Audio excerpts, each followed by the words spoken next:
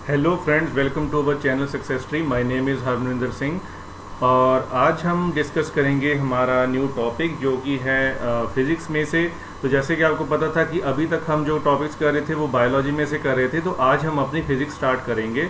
तो गाइज़, आज के जो टॉपिक्स होंगे वो बिल्कुल सिंपल होंगे। तो हम फिज़िक्स को बिल्कुल सिंपल लैंग्वेज में करेंगे क्योंकि आपके EPFO के एग्ज़ाम में जो क्वेश्चन है बिल्कुल भी डिफ़िकल्ट नहीं होंगे, बिल्कुल सिंपल होंगे।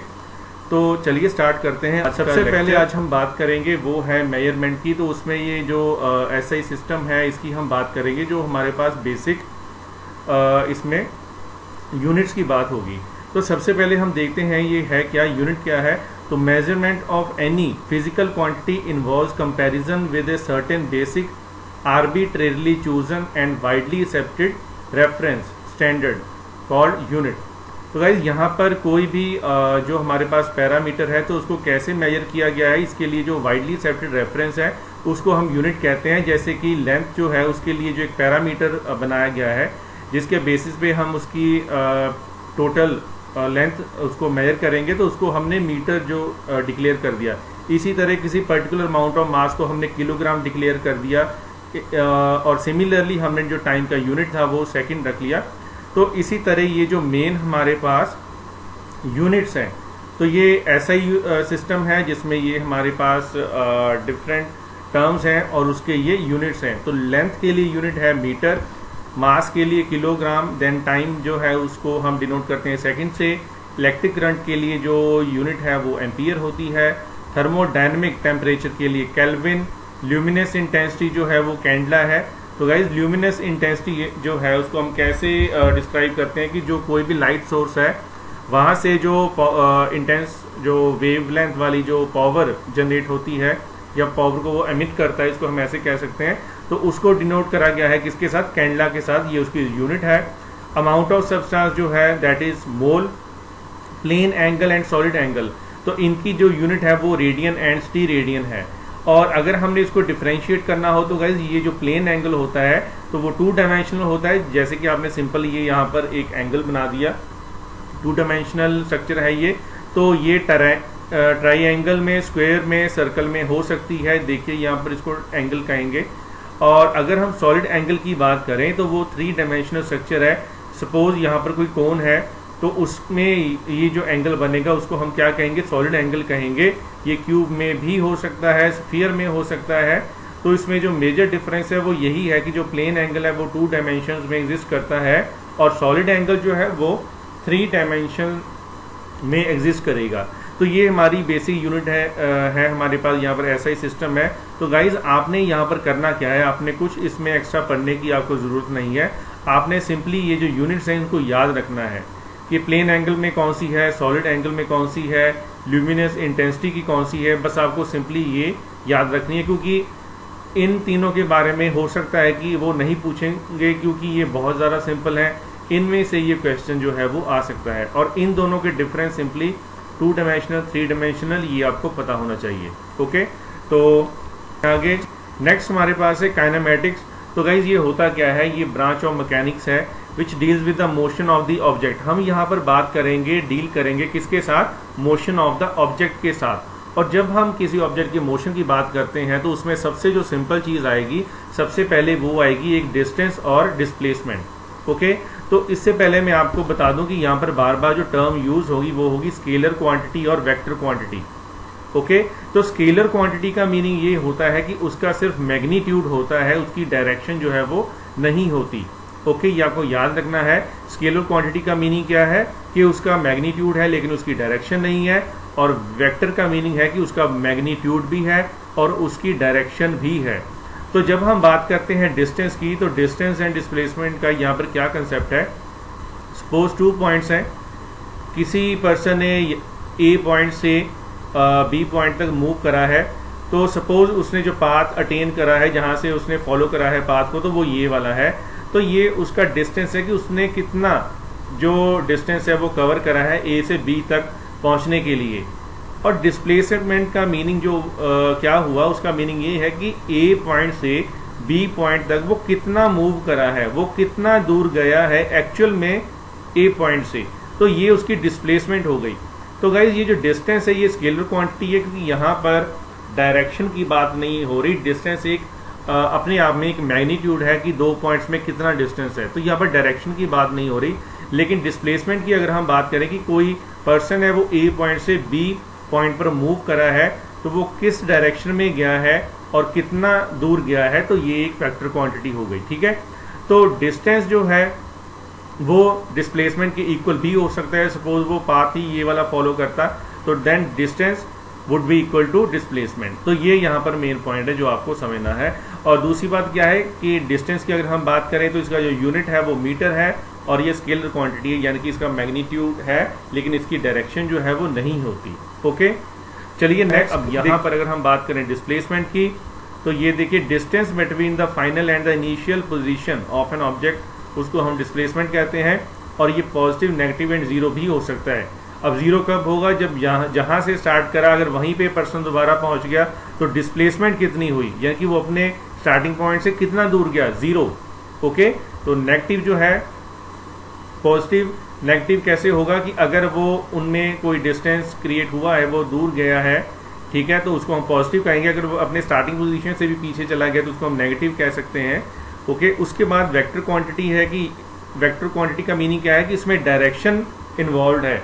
अब ये देखिए स्टार्टिंग पॉइंट है, यहाँ से डिस्प्लेसमेंट हुई है एंड तक, यहाँ तक, तो ये इस डायरेक्शन में हुई है, तो यहाँ पर इसकी डायरेक्शन जो है वो इन्वॉल्व है। ओके, तो मैग्नीट्यूड ऑफ डिस्प्लेसमेंट मे और may not be equal to the path length transverse by an object. Okay, कि यानी कि जो डिस्प्लेसमेंट है वो जो उसने पाथ फॉलो करा है इसके इक्वल भी हो सकती है और नहीं भी हो सकती। तो ये बिल्कुल एक सिंपल पॉइंट है। तो यहाँ पर मेन हमने क्या समझा है कि जो डिस्टेंस एंड डिस्प्लेसमेंट है, दो चीज़ें हैं। डिस्टेंस जो है वो स्केलर क्वांटिटी है, डिस्प्लेसमेंट जो है वो वेक्टर क्वांटिटी है। तो ये यहाँ पर क्लियर होगा। आगे देखते हैं क्या है। तो यहाँ पर कुछ टर्म्स हैं। अब हम जैसे कि हम मोशन की बात करें तो इसमें एक और यहाँ पर बात आ जाती है, टर्म आ जाती है स्पीड। तो ये सिंपली आपको पता होगा। तो स्पीड का मीनिंग होता है भी कोई बॉडी है, सपोज कोई बॉडी है, तो उसने कितना डिस्टेंस कवर किया है पर यूनिट टाइम इंटरवल में। ओके, तो पर यूनिट टाइम, जैसे हम स्पीड जो है वो कैसे डिनोट करते हैं, किलोमीटर पर आवर, यानी कि जो पर्टिकुलर टाइम इंटरवल था, 1 आवर का जो टाइम इंटरवल था, उसमें उसने कितने किलोमीटर कवर करे, तो वो उसकी स्पीड हो गया। अगर हम इसको मीटर पर सेकंड देखेंगे तो मीटर पर सेकंड क्या हो गया कि उसने पर सेकंड जो है वो कितने मीटर कवर किए हैं, तो ये उसकी स्पीड होगी। अब क्योंकि इसमें डायरेक्शन जो है वो इसमें डायरेक्शन की बात जो है नहीं हो रही, तो यहाँ पर ये स्केलर क्वांटिटी है क्योंकि ये मैग्नीट्यूड की बात हो रही है। तो अभी हमने यहाँ पर डायरेक्शन जो है उसको इन्वॉल्व नहीं करा है। तो it is always equal to or greater than magnitude of the velocity. तो जो वेलोसिटी है वो या इससे ज़्यादा होगी या फिर वो इसके इक्वल होगी, इससे कम नहीं होगी। ओके, तो वेलोसिटी को अगर हम समझना यहाँ पर चाहें तो क्या होगा, वो वेलोसिटी का मीनिंग है rate of change of displacement of a body is called velocity. अब इसका मीनिंग क्या है कि किसी पर्टिकुलर टाइम इंटरवल में डिस्प्लेसमेंट ऑफ ए बॉडी कितना चेंज हो रही है, रेट ऑफ चेंज जो है वो क्या है डिस्प्लेसमेंट ऑफ बॉडी का डिफरेंट टाइम इंटरवल्स में, तो उसको हम कहेंगे वेलोसिटी, कि कितना वो चेंज हो रहा है displacement according to the time interval, तो हम उसको वेलोसिटी कहेंगे। अब यहाँ पर बात हो रही है कि uniform velocity, non uniform velocity, relative velocity, तो ये सारा कुछ क्या है ये देखते हैं। अगर यहाँ पर हम बात करें यूनिफॉर्म वेलोसिटी की, तो इसका मीनिंग क्या है, that an object is said to be moving with uniform velocity if it undergoes equal displacement in equal intervals of time. तो डिस्प्लेसमेंट का मीनिंग क्या है, एक पॉइंट से दूसरा पॉइंट। तो यहाँ पर कहा गया है कि जो इक्वल इंटरवल्स ऑफ टाइम है, यानी कि first hour, second hour, third hour, अगर उसमें सेम डिस्प्लेसमेंट हो रही है, यानी कि फर्स्ट आवर में भी वो 10 किलोमीटर सपोज उसने मूव करा, सेकेंड आवर में भी 10 किलोमीटर, थर्ड आवर में भी 10 किलोमीटर, तो हम उसको कहेंगे कि ये यूनिफॉर्म वेलोसिटी है। ओके, अगर यहाँ पर वो अनइक्वल डिस्प्लेसमेंट हो रही है इक्वल इंटरवल्स में, कि पहले जो आवर में उसकी डिस्प्लेसमेंट थी सपोज 10 किलोमीटर, तो सेकंड में अगर हम देखें तो 8 किलोमीटर रहेगी, तो यहाँ पर नॉन यूनिफॉर्म वेलोसिटी हो जाएगी। और रिलेटिव वेलोसिटी हम टर्म कब यूज करते हैं, जब टू बॉडीज मूव कर रही हो स्ट्रेट लाइन में, ठीक है, तो स्पीड ऑफ वन, यानी कि एक की स्पीड हम दूसरे के रिस्पेक्ट में अगर हम देखें कितनी है, तो हम उसको कह देते हैं रिलेटिव वेलोसिटी। जब हम दो बॉडीज की स्पीड को कंपेयर करते हैं तब ये पॉइंट आता है रिलेटिव वेलोसिटी। तो ये बहुत सिंपल पॉइंट है, तो ये आपको समझ आ जाएगा। तो यहाँ पर स्पीड हो गया, वेलोसिटी, और ये फर्दर उसकी जो सब टाइप्स हैं हमने इसको एक्सप्लेन कर दिया। चलिए आगे देखते हैं अब एक्सीलरेशन क्या है। अब एक्सीलरेशन की अगर हम बात करें तो ये होता है कि चेंज ऑफ वेलोसिटी, ठीक है, चेंज ऑफ वेलोसिटी। तो वेलोसिटी तो हमने करा था कि सेम इंटरवल ऑफ टाइम में कितनी डिस्प्लेसमेंट हुई है, लेकिन यहाँ पर वो डिस्प्लेसमेंट जो है वो बढ़ रही है। अगर फर्स्ट सेकंड में देखें तो वो कम डिस्टेंस ट्रेवल कर रही है, सेकंड सेकंड में अगर हम देखें तो वो और भी ज़्यादा ट्रेवल कर रही है। तो यहाँ पर क्या है, वो चेंज ऑफ वेलोसिटी कितना है, तो वेलोसिटी होती है मीटर पर सेकंड, ठीक है।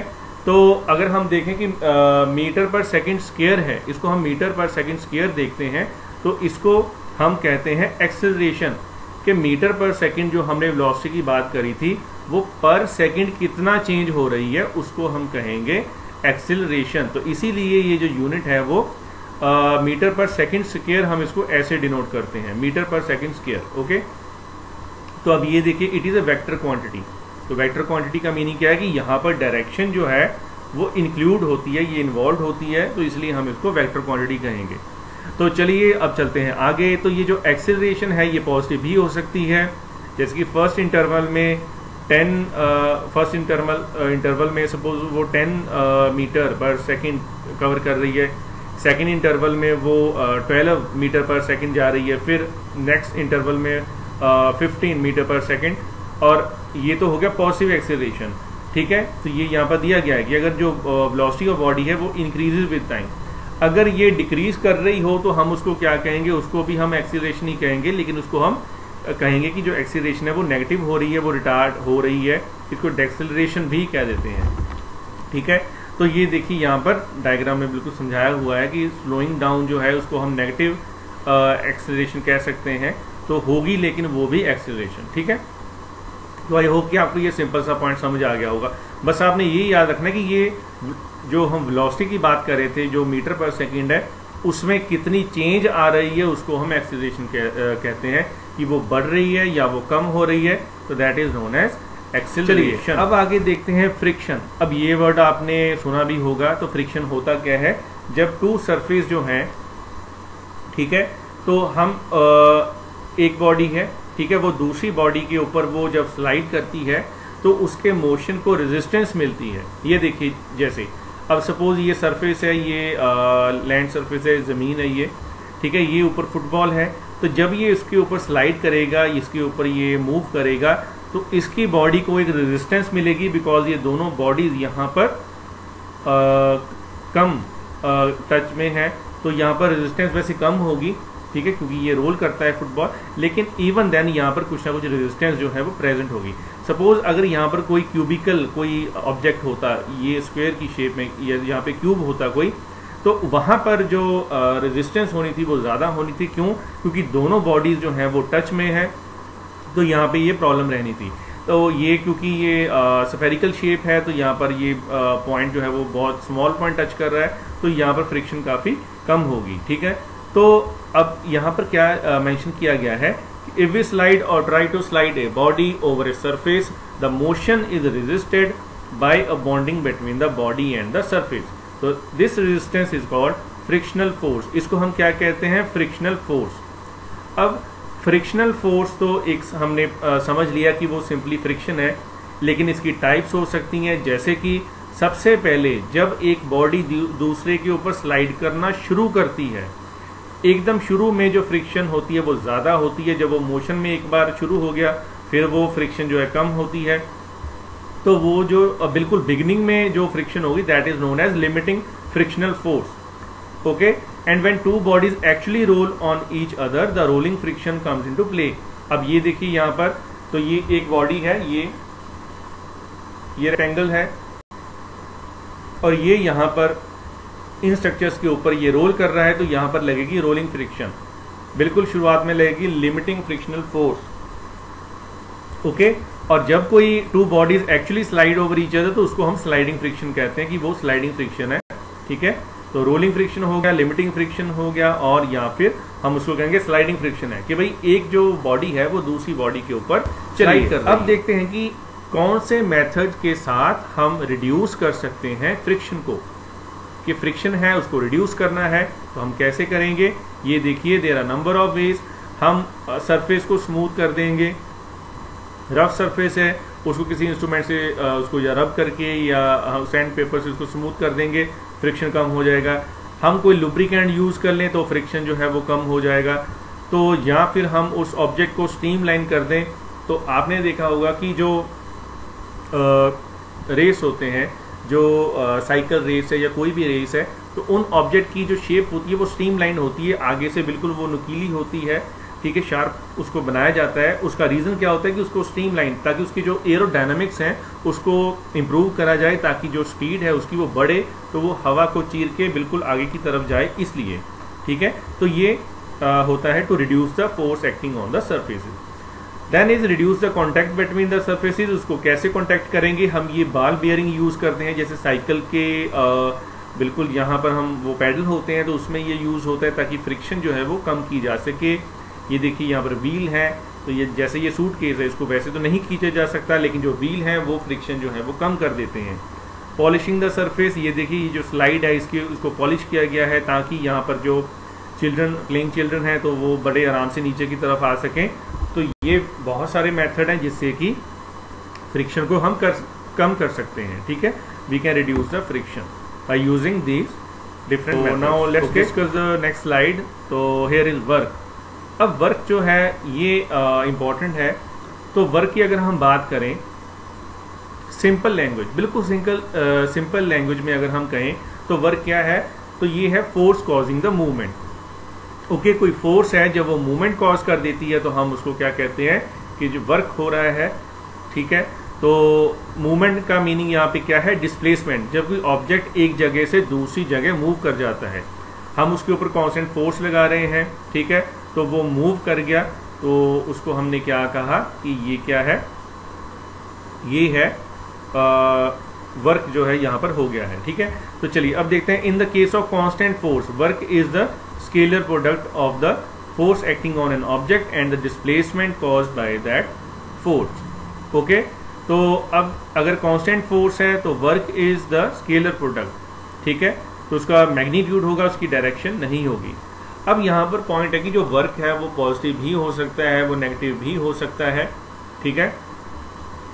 अब देखते हैं कि पॉजिटिव वर्क जो है उसका मीनिंग क्या होता है। पॉजिटिव वर्क, अब जैसे हमने यहाँ पे पढ़ा कि फोर्स कॉजिंग द मूवमेंट, कि फोर्स लग रही है तो ऑब्जेक्ट में मूवमेंट हो रही है। अब जिस डायरेक्शन में फोर्स लग रही है, अगर उसी डायरेक्शन में डिस्प्लेसमेंट हो रही है, उसी डायरेक्शन में बॉडी मूव कर रही है, तो इसका मीनिंग क्या है, that positive work is being done. तो पॉजिटिव वर्क हो रहा है। When a horse pulls a cart on a level road, when a body falls freely under gravitational pull, तो जिस डायरेक्शन में फोर्स लग रही है उसी डायरेक्शन में मूवमेंट हो रही है। नेगेटिव वर्क डन कैसे होगा, नेगेटिव वर्क डन ऐसे होगा कि जिस डायरेक्शन में फोर्स लग रही है, डिस्प्लेसमेंट जो है वो उसके ऑपोजिट हो रही है, ठीक है। तो जैसे कि अगर पॉजिटिव चार्ज जो है वो पॉजिटिव अनदर पॉजिटिव चार्ज के पास जाएगा तो वो बॉडी रिपेल करती है, ओके। या फिर जब कोई बॉडी जो है वो स्लाइड करती है ओवर ए रफ सरफेस, तो उसको भी हम नेगेटिव वर्क डन कह सकते हैं, ठीक है। तो ये दो एग्जांपल्स होगी, ठीक है। तो पॉजिटिव वर्क डन अलग चीज़ है, नेगेटिव वर्क डन जो है वो अलग चीज़ है। हम कहें कि जीरो वर्क डन, ऐसे भी हो सकता है कि कुछ भी वर्क नहीं हुआ, तो उसमें क्या है कि फोर्स लग रही है लेकिन डिस्प्लेसमेंट जो है वो नहीं हो रही, तो उसको हम कहेंगे जीरो वर्क डन।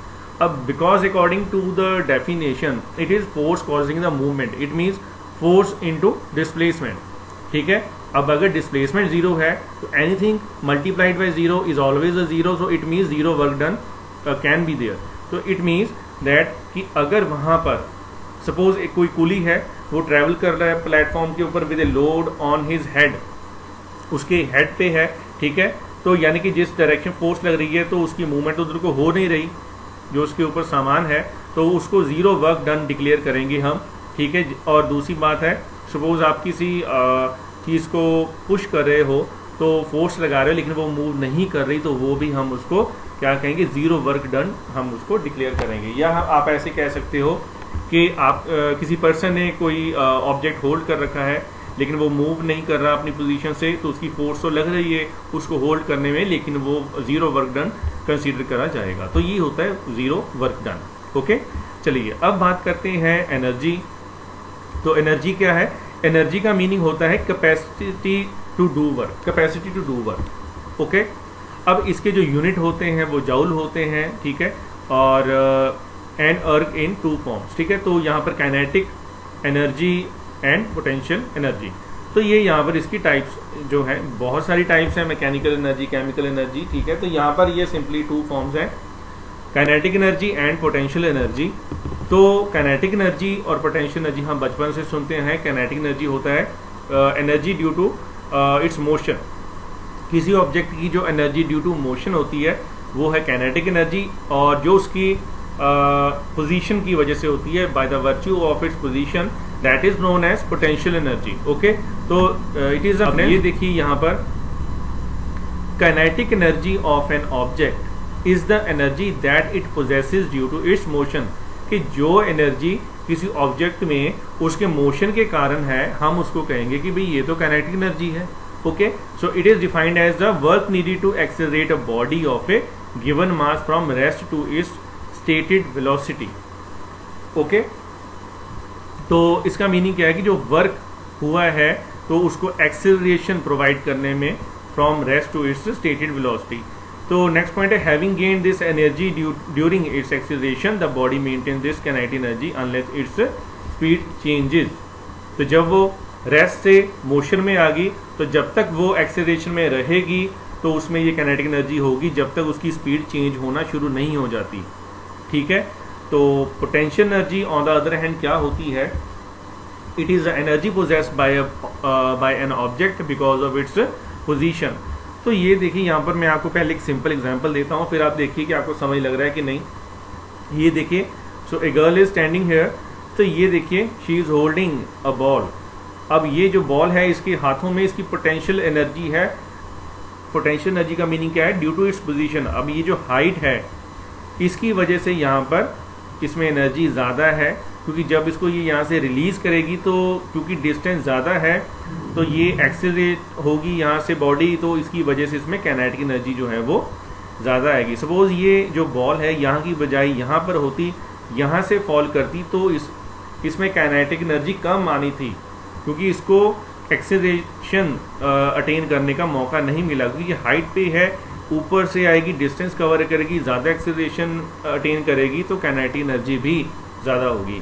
तो सिंपली आपने यहाँ पर पॉइंट ये समझना है, यहाँ पर पोजीशन पे इसमें पोटेंशियल एनर्जी है, इसको रिलीज़ कर दिया, जब ये मोशन में आ गई तो ये जो पोटेंशियल एनर्जी थी वो कन्वर्ट हो गई किसमें? काइनेटिक एनर्जी में। So potential energy changes to kinetic energy. Similar जो प्रोसेस है वो कहाँ पे होता है? जब डैम के ऊपर पानी खड़ा होता है, जब वाटर स्टोर्ड है कहाँ पे? डैम के ऊपर, तो उसमें क्या होगा? Potential energy. जब उसको वहाँ से रिलीज़ कर देते हैं हम, तो वो पोटेंशियल एनर्जी कन्वर्ट हो जाती है काइनेटिक एनर्जी में, उसमें मोशन आ जाता है। और जब वही moving water strikes on the turbine, यहाँ पे टर्बाइन होती है नीचे, उसके ऊपर गिरता है, तो वो काइनेटिक एनर्जी जो है वो यूटिलाइज हो जाती है, तो वो टर्बाइन को घुमा देती है, तो kinetic energy converts into the mechanical energy, ठीक है। तो ये यहाँ पर आपने याद रखना है, kinetic energy due to motion and potential energy due to its position. तो आई होप कि आपको ये समझ आ रहा होगा, ये सिंपल कंसेप्ट है, आपको समझ आ जाएगा। चलिए आगे चलते हैं, ग्रेविटेशन की बात करेंगे। ग्रेविटेशन आप सभी लोगों ने सुन रखा है क्या होता है, ठीक है। तो ग्रेविटेशन जो है वो एक नेचुरल फिनोमिनन है, जिसकी वजह से ऑल द थिंग्स, जितने भी थिंग्स है जिसका मास है और एनर्जी है, वो दूसरे या बाकी के ऑब्जेक्ट्स को अपनी तरफ अट्रैक्ट करते हैं, ठीक है, पुल करते हैं, उसको हम ग्रेविटेशन कहते हैं। चाहे वो अर्थ हो, चाहे वो मून हो, कोई भी सेलेस्टियल बॉडी हो। सेलेस्टियल बॉडी का मीनिंग है कोई भी जो स्पेस में बॉडी हो। तो on earth gravity gives weight to the physical object. अब यहाँ पर अर्थ के ऊपर जो वेट है ऑब्जेक्ट्स का, वो ग्रेविटी की वजह से है। अब यहाँ पे जो मैं आपको एक बहुत सिंपल कंसेप्ट समझाऊंगा, ये सिंपल भी है और इसी के साथ ये इम्पोर्टेंट भी है। कैसे? अब जब हम दो चीज़ें बोलते हैं, एक होता है मास, एक होता है वेट। ये दोनों चीज़ें अलग अलग हैं। ओके, जो मास है वो क्या है, वो स्केलर क्वांटिटी है। स्केलर क्वांटिटी मैंने आपको पहले ही बताया कि उसका मैग्नीट्यूड तो है लेकिन उसकी डायरेक्शन नहीं होगी। ओके, लेकिन जो वेट है, वेट जो है उसको हम कहेंगे वेक्टर क्वांटिटी, क्योंकि उसका मैग्नीट्यूड तो है, साथ में उसके डायरेक्शन भी है। और डायरेक्शन क्या होगी, जिस तरफ से ग्रेविटी उसको पुल कर रही है उस तरफ उसकी डायरेक्शन होगी। ओके, अब चलिए ये आपने पॉइंट समझ लिया कि gravity or gravitation is a natural phenomena, ठीक है, by which all the things with mass or energy including planet, star, galaxies and even light are brought towards one another. ठीक है, तो ये एक दूसरे की तरफ चीजें जो हैं वो अट्रैक्ट होती हैं, तो उसको हमने ग्रेविटी देखिए। अब ये पॉइंट समझिए कि जो ग्रेविटेशन है it is a force of attraction. ये देखिए, it is a force of attraction acting between any two bodies of the universe. किन्हीं भी दो बॉडीज में ये अट्रैक्शन हो सकती है। अगर हम बात करें ग्रेविटी की तो ये है is the earth gravitational pull on a body lying on near the surface of earth. जो अर्थ किसी ऑब्जेक्ट को अपनी तरफ खींचती है तो हम उसको ग्रेविटी कह देते हैं। ठीक है, तो ग्रेविटेशन किसी भी दो ऑब्जेक्ट्स में हो सकती है, तो जो अर्थ ग्रेविटेशन जो है उसको हम ग्रेविटी कह देते हैं कि जो किसी भी ऑब्जेक्ट को अपनी तरफ खींचती है। चलिए अब ये देखिए, जो ग्रेविटेशनल पुल है जो अर्थ की, उसकी जो वैल्यू होती है उसको हम ग्रेविटेशन को जी के साथ डिनोट करते हैं। ठीक है, आपने ज़्यादा हमने न्यूमेरिकल टाइप में नहीं जाना, हमने सिंपली इसको कंसेप्ट को समझना है। ठीक है, तो variation in the value of G, तो हम इसको क्या कहेंगे, when we go above the surface of earth. Acceleration due to gravity goes on decreasing. अगर हम अर्थ के सरफेस से ऊपर की तरफ जाएंगे तो जी की वैल्यू यानी कि जो ग्रेविटी की जो वैल्यू है वो क्या होगी, वो कम होगी। सरफेस से ऊपर गए तो कम होगी, तो अगर हम सरफेस ऑफ अर्थ के नीचे जाना शुरू कर दें तो क्या होगा, तो भी वो कम होगी। और सेंटर ऑफ अर्थ के ऊपर जाकर वो हो जाएगी जीरो। ठीक है, तो सरफेस ऑफ अर्थ के ऊपर जाएंगे वहां पर भी वो डिक्रीज होगी, और सरफेस के नीचे जाएंगे तो भी ये डिक्रीज होगी। तो गाइज ये देखिए point, decreasing the rotational motion of earth the value of g increases. अब इसका मीनिंग क्या हुआ, जब हमने ये पॉइंट कहा कि decreasing the rotational motion of earth the value of g increases, तो इसका मीनिंग ये हुआ कि जो रोटेशन मोशन ऑफ अर्थ है वो तो अर्थ की ग्रेविटी को कैंसिल करता है। तो अगर हमने रोटेशनल मोशन को स्लो कर दिया, डिक्रीज कर दिया, तो वैल्यू ऑफ जी जो है वो इंक्रीज हो जाएगी। ठीक है, तो इसको हम समझेंगे डायग्राम में से, ये ऐसे नहीं समझ आएगा। सो नेक्स्ट पॉइंट है, when we go from equator towards the pole the value of g goes on increasing. ठीक है, अब इक्वेटर से पोल की तरफ जाएंगे तो वैल्यू ऑफ जी क्यों इंक्रीज होगी, क्योंकि पोल्स के ऊपर जो रेडियस है अर्थ का वो कम होता है। ठीक है, तो वहाँ पे जो सेंटर ऑफ अर्थ जो है उसकी पुल ज़्यादा होगी एज कम्पेयर टू इक्वेटर, क्योंकि सेंटर ऑफ अर्थ से इक्वेटर तक जो डिस्टेंस है वो ज़्यादा है as compare to the distance from centre of earth to the pole. ठीक है, पोल से लेके सेंटर ऑफ अर्थ तक कम डिस्टेंस, तो ज़्यादा ग्रेविटी। इक्वेटर तक ज़्यादा डिस्टेंस है क्योंकि इक्वेटर के ऊपर थोड़ा बल्ज है, और पोल्स के ऊपर जो अर्थ है वो थोड़ी फ्लैट है, इसलिए वहाँ पर कम डिस्टेंस है। इक्वेटर के ऊपर ज़्यादा क्यों है, क्योंकि वहाँ पर एक बल्ज है, वहाँ पर कुछ उभरा हुआ है, इसलिए। ठीक है, तो if earth stop its rotation about its own axis then at the equator the value of g increases and consequently the weight of body lying there increases. अब अगर अर्थ ने रोटेशन बंद कर दी तो जो जी है वो बहुत ज़्यादा इंक्रीज हो जाएगी, और वेट ऑफ बॉडी जो है वो भी इंक्रीज हो जाएगा। तो हमें यहाँ से क्या पता चला कि जो वैल्यू ऑफ जी है, जो उसकी ग्रेविटी है अर्थ की, वो मैक्सिमम कहाँ पर है, वो सरफेस ऑफ अर्थ पे है। ठीक है, और सेंटर ऑफ अर्थ पे जो हम अगर अर्थ के अंदर चले जाएं तो सेंटर ऑफ अर्थ जो है वहाँ पर जी क्यों ज़ीरो है, क्यों वहाँ पर ग्रेविटी ज़ीरो है, क्योंकि ग्रेविटी जो है वो तो मास ऑफ अर्थ की वजह से है कि जो इतना बड़ा मास है अर्थ का वो किसी ऑब्जेक्ट को पुल करता है। लेकिन अगर हम सेंटर ऑफ अर्थ पे किसी तरह चले जाएं तो वहाँ पे हमारे चारों तरफ मास होगा, तो वो जो मास है वो ग्रेविटेशनल पुल एक दूसरे की कैंसिल कर देगा। ठीक है, इसलिए सेंटर ऑफ अर्थ के ऊपर जो ग्रेविटेशन पुल है वो ज़ीरो होगी। तो मैक्सिमम कहाँ पे होगी, सरफेस ऑफ अर्थ के ऊपर। चलिए आगे चलते हैं, जरा इस डायग्राम को देखिए बड़े ध्यान से। तो मैं आपको ये बता दूं, ये नॉर्थ पोल है, ये साउथ पोल है, तो रोटेशन जो है इस एरो की तरफ देखिए ऐसे हो रही है, ठीक है। इस डायरेक्शन में ये रोटेशन हो रही है और ये नॉर्थ पोल है, ये साउथ पोल है। तो अगर इस डायरेक्शन में अर्थ जो है वो रोटेट कर रही है तो रोटेशन की वजह से एक फोर्स जो है वो अंदर की तरफ होती है, ठीक है, एक जो फोर्स है वो बाहर की तरफ होती है, ठीक है। तो अब जिसको हमने फिजिक्स में सेंट्रीपिटल एंड सेंट्रीफ्यूगल फोर्स भी पढ़ा था, तो आपने बस ये याद रखना है कि रोटेशन ऑफ अर्थ के कारण, ठीक है, रोटेशन ऑफ अर्थ के कारण वो जो ग्रेविटी है उसको कैंसिल करती है वो जो फोर्स जो आउटवर्ड डायरेक्शन में लगती है, ठीक है। जो आउटवर्ड डायरेक्शन में फोर्स लगेगी वो ग्रेविटेशनल पुल को कैंसिल करती है, ओके। और जो इनवर्ड फोर्स है तो वो तो वही होगी ना जो ग्रेविटी की हम बात कर रहे हैं, ठीक है। तो ये आपने समझना है। तो अगर ये रोटेशन ऑफ अर्थ जो है वो रुक जाएगी, ठीक है, तो रोटेशन ऑफ अर्थ नहीं हो रही है तो जो बाहर की तरफ फोर्स लग रही है वो लगना बंद हो जाएगी, ठीक है। जिसकी वजह से क्या होगा कि जो जी है वो बिल्कुल इंक्रीज हो जाएगी, ओके। वो क्या हो जाएगी, वो बिल्कुल इंक्रीज हो जाएगी। तो ये आपको जो पॉइंट है ये बिल्कुल माइंड में रखना है, ठीक है। तो आई होप कि आपको समझ आ गया होगा, ठीक है। और ये जो एरोज बने हैं तो आप इसको ऐसे समझ लो कि ये जो अंदर की तरफ एरो है वो फोर्स लग रही है अंदर की तरफ, ठीक है। तो उसको हम सेंट्रीपिटल फोर्स कह देते हैं। तो अंदर की तरफ जो है वो सेंट्रीपिटल फोर्स, तो ये आपने पढ़ा भी होगा, बिल्कुल सिंपल पॉइंट है। अंदर की तरफ सेंट्रीपिटल फोर्स होती है, जो बाहर की तरफ होती है वो सेंट्रीफ्यूगल फोर्स होती है। तो ये आपने याद रखना है, ठीक है। तो आई होप कि आपको ये बिल्कुल सिंपल पॉइंट समझ आ गया होगा, ठीक है। तो अगर रोटेशन जो है वो होती रहेगी तो सेंट्रीफ्यूगल फोर्स जो है वो जी को कैंसिल करती रहेगी, तो एक बैलेंस बना रहेगा। अगर ये मोशन रुक जाता है तो सेंट्रीफ्यूगल फोर्स जो है वो खत्म हो जाएगी और जी की जो वैल्यू है वो बढ़ जाएगी, ठीक है। देखते हैं चलिए आए। तो ये सेंटर ऑफ ग्रेविटी है। तो ये पॉइंट ज़्यादा इंपॉर्टेंट नहीं है, बस आपने ये याद रखना है कि जहाँ पर किसी भी बॉडी का जो वेट है वो बैलेंस्ड होता है उसको हम सेंटर ऑफ ग्रेविटी कह देते हैं।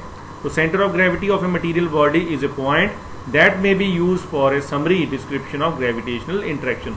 जहाँ पे उसकी जो ग्रेविटी है वो बिल्कुल बैलेंस हो रही है, इसलिए, ठीक है, जो उसका टोटल वेट है जहाँ पे वो बैलेंस हो रहा है। तो इसी तरह यहाँ पर सेंट्रॉइड जो है वो क्या है, ये प्लेन फिगर होती है जो सेंट्रॉइड होता है।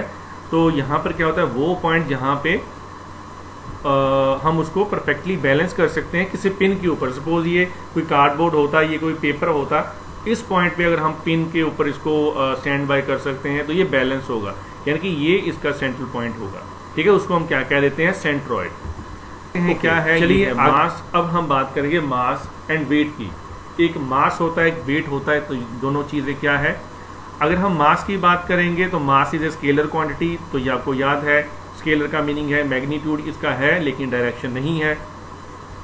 इसका मीनिंग क्या है, mass of a body is a quantity of the matter contained in it, कि इसमें कितना मैटर है, ठीक है। और उसके बाद है कि it is measured by an ordinary equal arm balance, okay. Mass of body doesn't change from place to place and remain constant. तो मास ऑफ बॉडी जो है वो कांस्टेंट रहता है, वो सेम रहेगा, ठीक है। एक्चुअल में जो मास है किसी 100 kg किसी बॉडी का, वो कितना है, 100 kg है। तो आप कहीं भी चले जाओ तो वो 100 kg ही रहेगा। लेकिन जो उसका वेट है वो वेरी करता है। क्यों? क्योंकि जो उसका वेट है वो ग्रेविटी की वजह से है। अगर ग्रेविटी ज़्यादा है तो वो 100 kg जो है वो लगेगा। अगर आप वही किसी कम ग्रेविटी वाले प्लैनेट पे चले जाएंगे, वही 100 kg वहाँ पर जो वेइंग मशीन होगी वहाँ पर वो 60 kg शो करेगा, ठीक है। अब जैसे जो ग्रेविटेशनल पुल है मून के ऊपर, तो वो तो 1/6 है अर्थ से। इसका मीनिंग क्या है कि अगर कोई पर्सन 60 kg का है अर्थ के ऊपर, तो वो मून के ऊपर जाके कितना होगा, वो ओनली 10 kg का होगा, वो 1/6 रह जाएगा उसका वेट। लेकिन अगर हम मास की बात करें तो वो दोनों जगह पे सेम होगा, वो 60 kg ही होगा। चलिए ये देखिए डायग्राम, तो यहाँ से आपको क्लियर हो जाएगा कि सपोज 2 पर्सन है, उनका जो वेट है वो 100 kg है, ठीक है। तो अगर उसको हम वेट करेंगे तो यहाँ पर ये 980 न्यूटन होगा अर्थ के ऊपर। अगर हम मून पे जाके चेक करेंगे तो वही जो वेट है वो 162.2 न्यूटन होगा। तो ये वेट जो है वो कम हो जाएगा, ठीक है। तो हम तो नॉर्मली इसको केजी में भी इसको नोट कर सकते हैं, तो लेकिन ये इसमें जो मेजर डिफरेंस है, ठीक है। वेट जो है उसको हम वेक्टर क्वांटिटी कहते हैं क्योंकि उसकी डायरेक्शन होती है, और डायरेक्शन किस तरफ है इसकी वेट की, इस तरफ, to downwards towards the earth, क्योंकि ये ग्रेविटेशनल पुल है, और यहाँ मून पे भी downwards due to the gravitational pull of the moon. चलिए आगे अब देखते हैं वेट। तो weight of a body is a force with which it is attracted towards the centre of the earth, ठीक है। तो वेक्टर क्वांटिटी जो है इसकी direction and its SI unit is newton, ठीक है। न्यूटन से इसकी एसआई यूनिट है, लेकिन इसको नॉर्मली हम केजी में ही डिनोट करते हैं हम नॉर्मल लाइफ में, ठीक है। It is measured bye a spring balance के साथ इसको हम मेजर कर सकते हैं आराम से।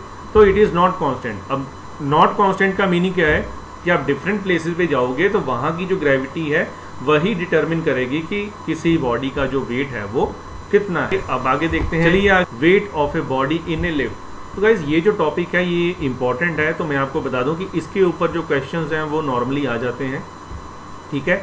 तो आपने इन पॉइंट्स को ध्यान से पढ़ना है। इसमें लिखा क्या हुआ है, इसमें ये लिखा हुआ है कि लिफ्ट की जो मूवमेंट होती है, डिफरेंट टाइप्स ऑफ मूवमेंट में जो उसके अंदर ऑब्जेक्ट है, कोई पर्सन है, उसका वेट जो है वो अलग अलग होगा। कैसे देखते हैं कैसे। First point is if lift is stationary or moving with uniform speed the apparent weight of a body is equal to its true weight. अगर कोई लिफ्ट या तो स्टेशनरी है या फिर अगर वो मूव कर रही है तो यूनिफॉर्म स्पीड से मूव कर रही है, उसमें एक्सेलरेशन नहीं हो रही, उसकी स्पीड बढ़ नहीं रही, वो बड़े आराम से सेम यूनिफॉर्म स्पीड से मूव कर रही है, तो बॉडी का वेट जो है वो सेम रहेगा जो उसका ट्रू वेट है, ओके। अब अगर बॉडी जो है ऊपर जा रही है एक्सेलरेशन से, ठीक है, ऊपर जा रही है एक्सेलरेशन से, तो बॉडी का जो एपरेंट वेट का मीनिंग है जो उसको लग रहा है, तो apparent weight of a body is more than the true weight. तो पहले तो वो पर्सन को ही ज्यादा फील होना शुरू हो जाएगी, जैसे उसका खुद का वेट थोड़ा ज्यादा है, ठीक है, तो ट्रू वेट से उसको ज्यादा फील होगा। अगर वो डाउन जा रही है एक्सेलरेशन से, ठीक है, तो उसको अपना वेट ट्रू वेट से कम लगेगा, क्योंकि वो नीचे जा रही है, तो एक तरह का वो प्रॉपर फ्री फॉल तो नहीं होगा, लेकिन सॉर्ट ऑफ फ्री फॉल हो जाएगा, ठीक है। अच्छा, अगर कॉर्ड ऑफ लिफ्ट ब्रोकन, यानी कि वो टूट जाए, एकदम से नीचे वो गिरे, ठीक है, तो weight of the body in the lift become zero, तो उसकी रीडिंग जीरो आएगी, क्योंकि वो वेटलेसनेस फील करेगा due to the lack of gravity. तो उसको ग्रेविटी फील नहीं होगी, वो फ्री फॉल होगा एक तरह से, ठीक है, उसको वेटलेसनेस फील होगी, ठीक है। तो while going down if the acceleration of lift is more than the acceleration due to gravity, suppose नीचे जाने की यहाँ पर तो जब फ्री फॉल होगा, सपोज कॉर्ड, ये जो हमने पॉइंट पढ़ा है पहले, वहां पर सपोज ऊपर जो कॉर्ड है वो टूट गई, लिफ्ट नीचे गिर रही है, लेकिन अगर वो नॉर्मल ग्रेविटी में जा रही है, फिर तो बॉडी का जो वेट है वो जीरो लगेगा, क्योंकि जो स्पीड है लिफ्ट की नीचे जाने की वो is equal to the gravity. अगर जो नीचे जाने की एक्सीलरेशन है लिफ्ट की, it is more than the acceleration due to gravity, जो ग्रेविटी के कारण एक्सीलरेशन होती है उससे भी ज्यादा है अगर लिफ्ट की एक्सीलरेशन, तो जो बॉडी है पर्सन की, तो वो सीलिंग यानी कि वो जो छत है लिफ्ट की, उससे कॉन्टेंट में आ जाएगी, वो बॉडी ऊपर लग जाएगी जब इतनी स्पीड से जो लिफ्ट है जो नीचे आएगी, ठीक है। तो ये पॉइंट्स आपने याद रखने हैं, बिल्कुल सिंपल। अब यहाँ पर ये तो बिल्कुल सिंपल डायग्राम है, इतनी ज़्यादा क्लियर नहीं आपको दिख रही होगी, लेकिन आपको बिल्कुल अच्छे से यहाँ पर समझ आ जाएगा। ये देखिए, एक्सीलरेशन नहीं है यहाँ पे, यूनिफॉर्म स्पीड से नीचे आ रही है लिफ्ट। देखिए यहाँ पे ये जो स्मॉल गर्ल है, इसको नॉर्मल वेट फील हो रहा है। अब एक्सीलरेशन जो है ऊपर की तरफ है, स्पीड बढ़ती स्पीड से ऊपर जा रही है, तो इसको greater than normal weight feel हो रहा है, ठीक है। अगर एक्सीलरेशन से वो नीचे आ रही है, उसको less than normal weight feel हो रहा है, ओके, उसको लग रहा है कि वो उसका वेट कम फील हो रहा है, ठीक है। अगर इक्वल टू ग्रेविटी है और टूट गई है, तो एक्सीलरेशन ड्यू टू जो ग्रेविटी होती है उसके अंडर वो जा रही है, तो ये देखिए जीरो वेट इसको फील होगा, ठीक है। और एक पॉइंट जो हमने लास्ट में बात करी है, अगर ये ज्यादा होती, जी एक्सीलरेशन इज मोर देन जी, तो ये जो स्मॉल गर्ल है ये यहाँ पे सीलिंग से यहाँ से चिपक जाना था जब ये लिफ्ट नीचे आ रही थी, ठीक है। तो ये पॉइंट, चलिए आगे देखते हैं एस्केप वेलोसिटी। तो गाइज एस्केप वेलोसिटी का मीनिंग होता है minimum velocity that should be given to the body to enable it to escape away from the earth gravitational field. तो इसका मीनिंग है कि अर्थ की जो ग्रेविटेशन है उससे बाहर निकलने के लिए, वहां से एस्केप होने के लिए जो मिनिमम वेलोसिटी चाहिए उसको हम कहते हैं एस्केप वेलोसिटी। तो ये अर्थ के सरफेस पे कितनी है 11.2 किलोमीटर पर सेकेंड, और मून के सरफेस पे 2.38 किलोमीटर पर सेकेंड, क्योंकि वहां पर एटमॉस्फेयर जो है वो नहीं है अराउंड द मून। ठीक है, तो सैटेलाइट जो है उसको लॉन्च करने के लिए हमें इतनी स्पीड से उसको लॉन्च करना पड़ता है एस्केप वेलोसिटी पे। तो यानी कि 11.2 किलोमीटर पर सेकेंड तो स्पीड उसकी चाहिए ताकि वो अर्थ की ग्रेविटी से वो बाहर जा सके। ठीक है, ये देखिए ये जो डायग्राम है, तो ये डायग्राम क्या शो करता है, ये देखिए इसका मीनिंग ये है कि सपोज यहाँ पर हम कोई चीज़ है हमारे पास, हम उसको लॉन्च करते हैं। ये यहाँ पर कैनन बनाई हुई है, उसके अगर जो बॉल है जो उसका उसको हम कहेंगे जो कारतूस है। ठीक है, हाँ बिल्कुल, तो जो गन पाउडर से बना हुआ उसका कारतूस है, अगर हम उसको वहाँ से फायर करते हैं तो अगर उसकी स्पीड 11.2 किलोमीटर पर सेकंड है तो ये सपोज कम स्पीड है वो यहाँ पे गिरेगा, इससे भी कम है तो ये यहाँ पे गिरेगा, और थोड़ी बढ़ा दी तो यहाँ पे गिरेगा। लेकिन अगर हमने 11.2 किलोमीटर पर सेकंड कर दी तो वो ये देखिए वो अर्थ पे टच नहीं करेगा, वो आगे निकल जाएगा। ठीक है, तो वो पूरा चक्कर यहाँ पे एक राउंड लगा देगा। ठीक है, तो यहाँ पर जो वेलोसिटी हमने सेट करी, लेकिन अगर हम उसको 11.2 किलोमीटर पर सेकंड से इंक्रीज कर देते हैं, बढ़ा देते हैं, तो ये देखिए तो ये उसकी ग्रेविटेशन से एस्केप कर जाएगा।